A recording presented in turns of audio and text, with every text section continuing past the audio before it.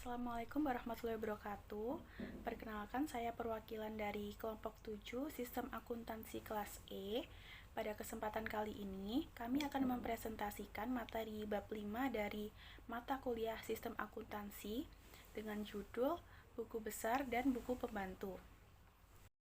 Sebelumnya, izinkan saya memperkenalkan anggota kelompok kami. Yang pertama yaitu ada Anggita Rahma dengan NPM akhir 249. Yang kedua ada Diva Aprilia dengan NPM akhir 252. Yang ketiga ada Amalia Mustafa dengan NPM akhir 259. Lalu selanjutnya ada Nelly Farlina dengan NPM akhir 296. Lalu selanjutnya ada Nabila Fathakarani dengan NPM akhir 313. Sebelum memasuki pada inti materinya, jadi pada bab 5 ini kita akan mempelajari mengenai buku besar dan buku pembantu dengan subbab sebagai berikut, yaitu yang pertama ada karakteristik buku besar dan buku pembantu, yang kedua formulir akun buku besar, yang ketiga susunan akun buku besar, yang keempat ada kode akun, yang kelima ada buku pembantu, yang keenam ada posting ke dalam akun buku besar dan buku pembantu, lalu yang terakhir ada cara penanganan dokumen sumber. Karakteristik buku besar dan buku pembantu. Buku besar merupakan kumpulan akun-akun yang digunakan untuk menyortasi dan meringkas informasi yang telah dicatat dalam jurnal. Buku pembantu adalah suatu cabang buku besar yang berisi rincian akun tertentu yang ada dalam buku besar. Proses sortasi dan pemindahan data ke dalam buku besar dan buku pembantu disebut dengan pembukuan atau posting. Dalam sistem manual, kegiatan posting ini memerlukan 4 tahap berikut ini. Yang pertama, pembuatan rekapitulasi jurnal. Yang kedua, penyortasian akun yang akan diisi dengan data rekapitulasi. Yang ketiga, pencatatan data rekapitulasi dalam akun yang bersangkutan. Yang keempat, pengembalian akun ke dalam arsip pada urutan semula. Selanjutnya, kita akan membahas mengenai formulir akun buku besar. Akun buku besar umumnya berbentuk T, yang merupakan catatan akuntansi yang dibagi dua secara vertikal. Sebelah kiri disebut debit dan sebelah kanan disebut kredit. Ada berbagai variasi bentuk formulir akun buku besar. Pertama, akun dengan debit lebar. Kedua, akun biasa. Ketiga, akun berkolom saldo di tengah. 4, akun berkolom saldo. 5, akun ganda berkolom saldo. Dan yang keenam, akun dengan saldo lama dan saldo baru. Yang pertama, kita akan membahas mengenai akun dengan debit lebar.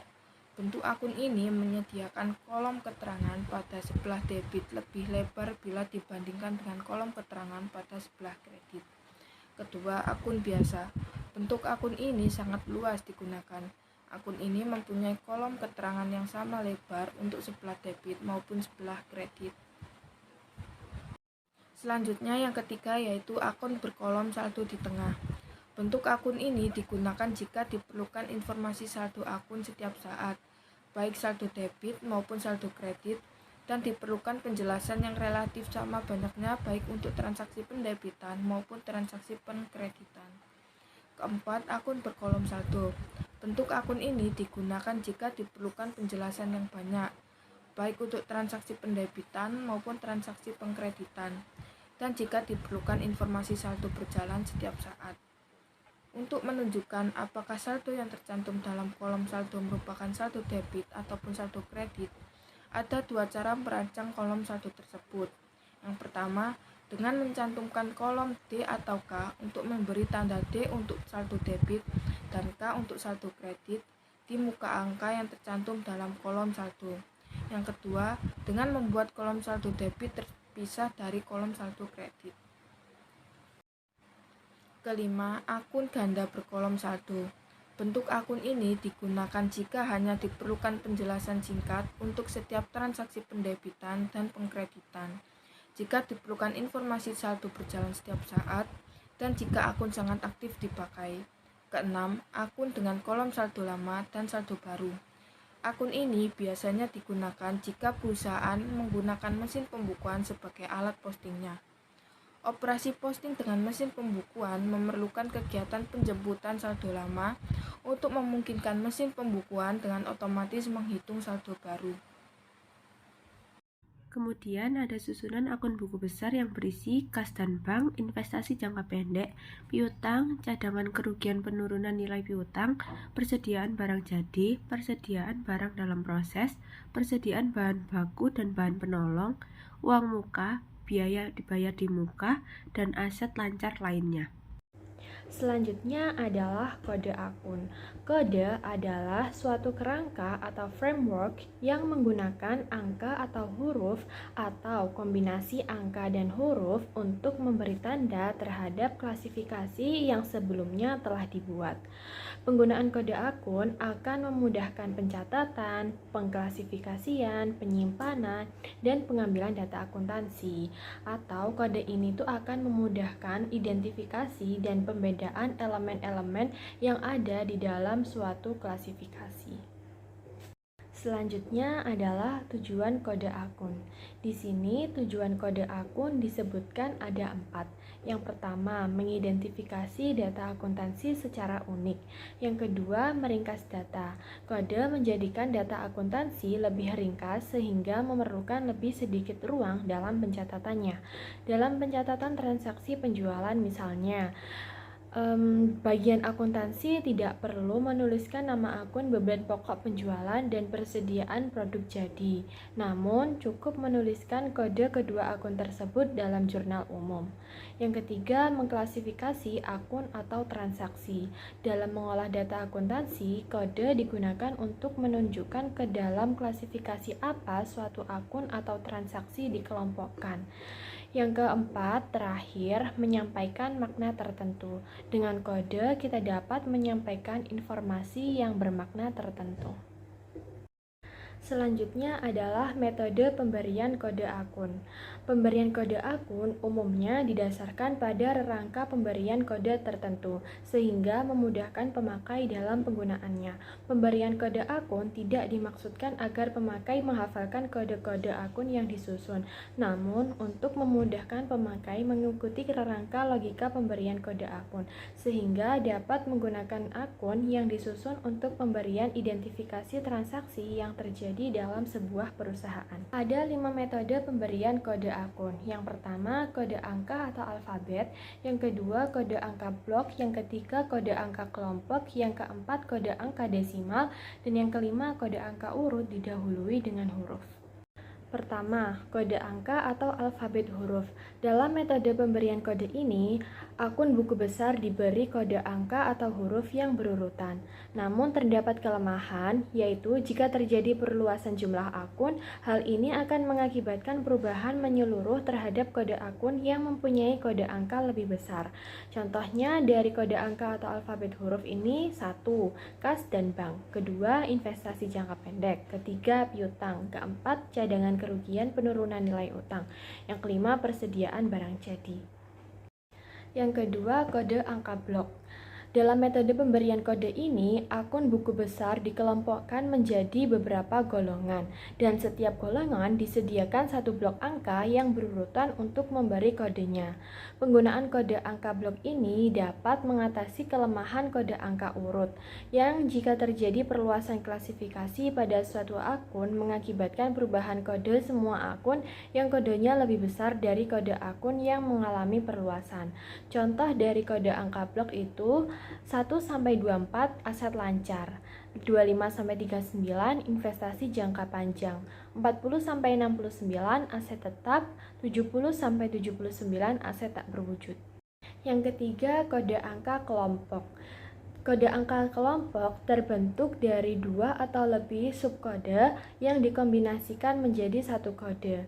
Kode angka kelompok ini mempunyai karakteristik. Yang pertama, akun diberi kode angka atau kombinasi angka dan huruf.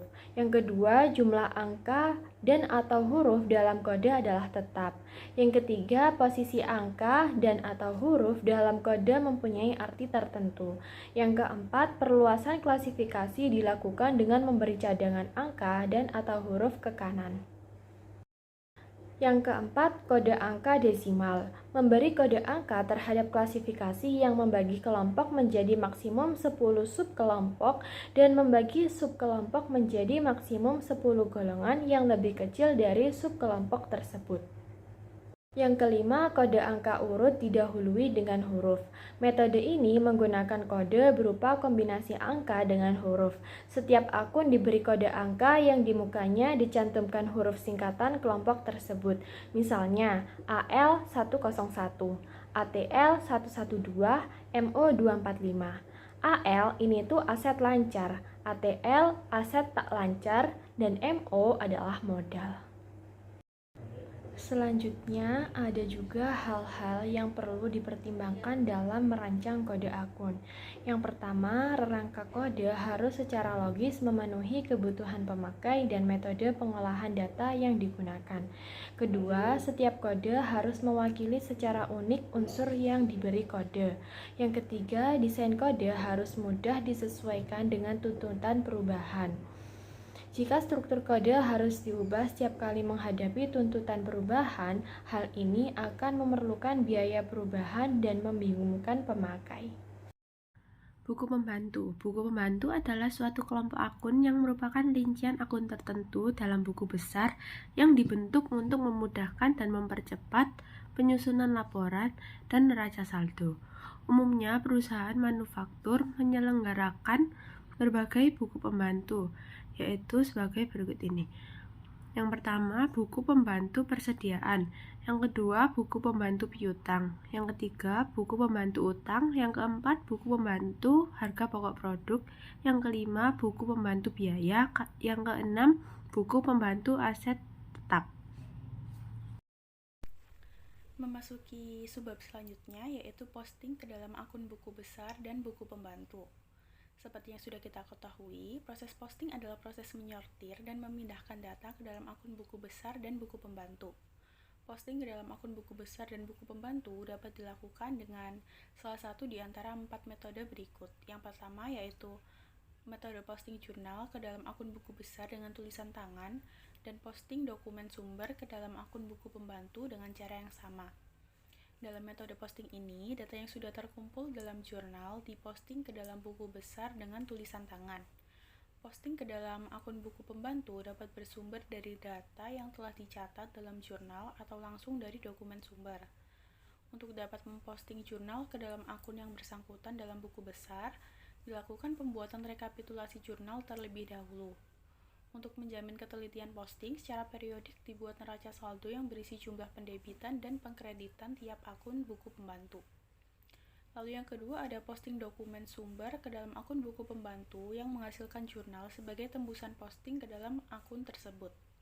Nah, dalam metode posting ini, dokumen sumber diposting ke dalam buku pembantu dengan tulis tangan atau dengan mesin pembukuan, yang tembusan postingnya menghasilkan jurnal. Untuk posting ke dalam akun buku besar bersumber dari jurnal yang merupakan tembusan hasil posting tersebut.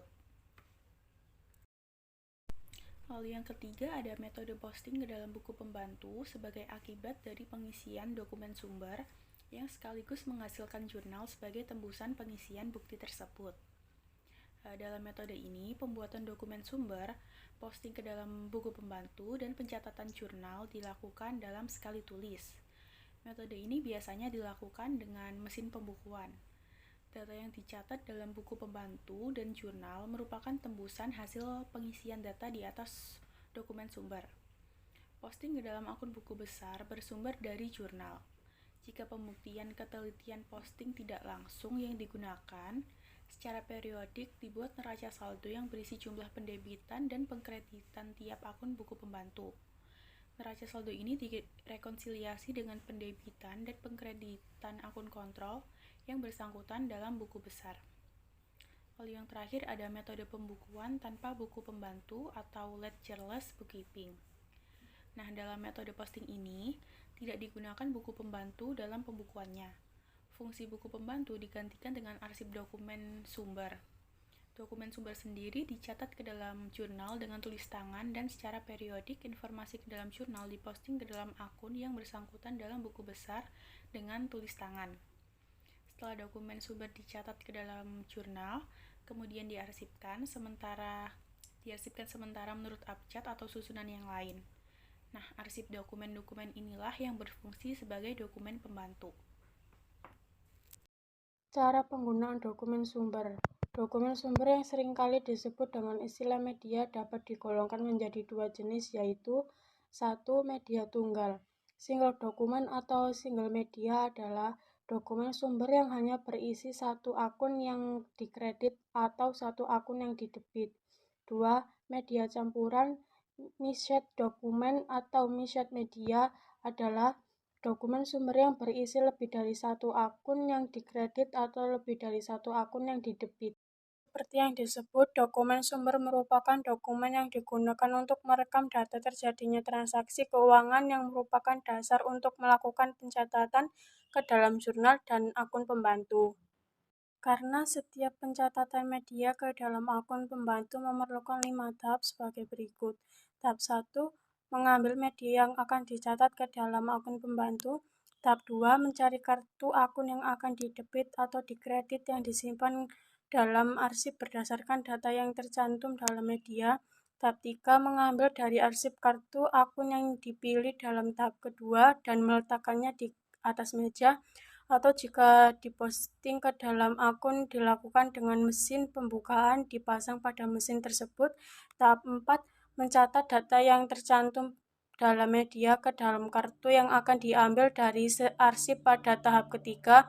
Tahap 5, mengembalikan kartu akun ke tempatnya semula dalam arsip untuk memudahkan pencariannya kembali dalam posting berikutnya. Sekian presentasi dari kelompok kami. Apabila ada salah kata atau ada kekurangan, mohon dimaafkan. Wassalamualaikum warahmatullahi wabarakatuh.